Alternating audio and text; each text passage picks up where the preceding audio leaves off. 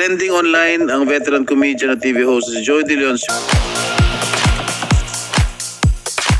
Nakarating na sa Senado ang lubid issue sa Gimme 5 contest ng EAT kung saan nabanggit ni Joey De Leon ang lubid bilang suggestive na sagot sa mga isinasabit sa leeg. Lupit, nakakalimutan nyo.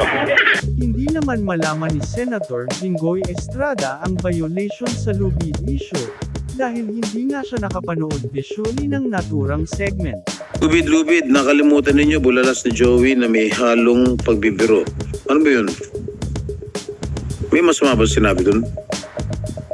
Hindi. Kasi I'm not watching Showtime or Eat Bulaga. Hindi ako nanonood. Lubid, nakakalimutan nyo.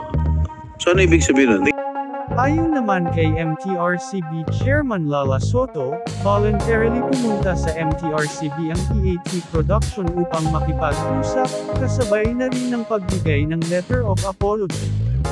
The contestants were asked to state within a few seconds items that you could put around your neck or wear around your okay. neck. Is there a violation?